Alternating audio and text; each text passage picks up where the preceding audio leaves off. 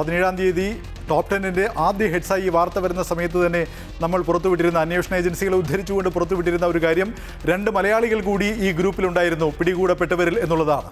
അവരെക്കുറിച്ച് എന്തെങ്കിലും വിവരങ്ങൾ, അവരുടെ സ്വകാര്യ വിവരങ്ങൾ ഉൾപ്പെടെ സാധാരണഗതിയിൽ നേരത്തെ സൂചിപ്പിച്ചതുപോലെ അന്വേഷണ ഏജൻസികൾ ഇത്തരം വിവരങ്ങൾ പുറത്തുവിടാറില്ല. ഇതിൻ്റെ ഒരു ഗൗരവ സ്വഭാവമുള്ളതുകൊണ്ട് എങ്കിലും ചോദിക്കുകയാണ്, അവരുമായി ബന്ധപ്പെട്ട എന്തെങ്കിലും വിവരങ്ങൾ പുറത്തു വന്നിട്ടുണ്ടോ?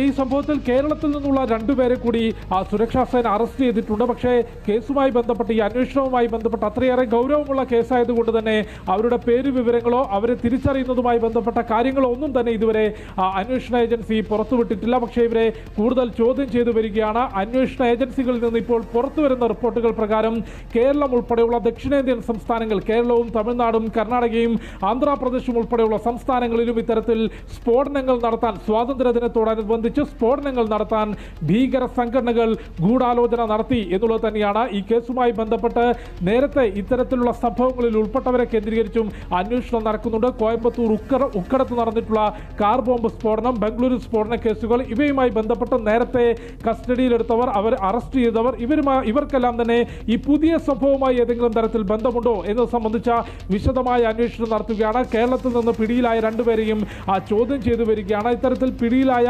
ഭീകരരെല്ലാം തന്നെ വിവിധ സംസ്ഥാനങ്ങളിലെയും പ്രതിരോധ മേഖലയുമായി ബന്ധപ്പെട്ടുള്ള സ്ഥാപനങ്ങൾ, അത് വിവിധ സ്ഥാപനങ്ങൾ, പോലീസ് സ്റ്റേഷൻ ഉൾപ്പെടെ അതിൽ ഉണ്ടായിരിക്കാം. കൂടാതെ പ്രധാനപ്പെട്ട ആരാധനാലയങ്ങൾ, ഇവിടെയെല്ലാം തന്നെ ദൃശ്യങ്ങൾ പകർത്തിക്കൊണ്ട് ഈ ഷെഹ്സാദ് ഭാട്ടി ഭീകര ഗ്രൂപ്പിന് അയച്ചു കൊടുത്തിട്ടുണ്ട്, പാകിസ്ഥാനിലേക്ക് അയച്ചു കൊടുത്തിട്ടുണ്ട്. അതുകൊണ്ട് അത്തരം സ്ഥലങ്ങൾ കേന്ദ്രീകരിച്ചുകൊണ്ട് കേരളത്തിൽ ഉൾപ്പെടെ അത്തരത്തിലുള്ള ആരാധനാലയങ്ങളും പോലീസ് സ്റ്റേഷനുകളും ഉൾപ്പെടെ കേന്ദ്രീകരിച്ചുകൊണ്ട് സ്വാതന്ത്ര്യ ദിനത്തിന്റെ വേളയിൽ, അത്തരം ആഘോഷവേളയിൽ സ്ഫോടനം നടത്താനുള്ള ഒരു ഗൂഢാലോചന നടന്നു എന്നുള്ളതാണ്. അതിന് കേരളത്തിൽ നിന്നുള്ള 2 പേർ കൂടി പിടിയിലായി എന്നുള്ളത് നമ്മളെ സംബന്ധിച്ച് ഏറെ ഗൗരവത്തോട് കാണേണ്ട വിഷയം തന്നെയാണ്. അവരെയും ചോദ്യം ചെയ്തു വരികയാണ്. അതിൻ്റെ അറസ്റ്റ് ഉൾപ്പെടെയുള്ള തുടർ നടപടികൾ കേരളത്തിൽ ഉണ്ടാക്കുമോ എന്നാണ് നോക്കിക്കാണേണ്ടത്. നേരത്തെ കേരളത്തിനകത്ത് ചില ഭീകരവാദ ഗ്രൂപ്പുകൾ പ്രവർത്തിക്കുന്നുണ്ട് എന്നുള്ള റിപ്പോർട്ട് IB കേന്ദ്ര സർക്കാരിന് നൽകുകയും അതിൻ്റെ അടിസ്ഥാനത്തിൽ വിശദമായിട്ടുള്ള പരിശോധന നടത്തുകയും ചെയ്തിരുന്നു. ഏതായാലും ഈ കേസിലും നിലവിൽ നിർണായകമായിട്ടുള്ള വിവരം എന്നുള്ളത് കേരളം ഉൾപ്പെടെയുള്ള ദക്ഷിണേന്ത്യൻ സംസ്ഥാനങ്ങളിലും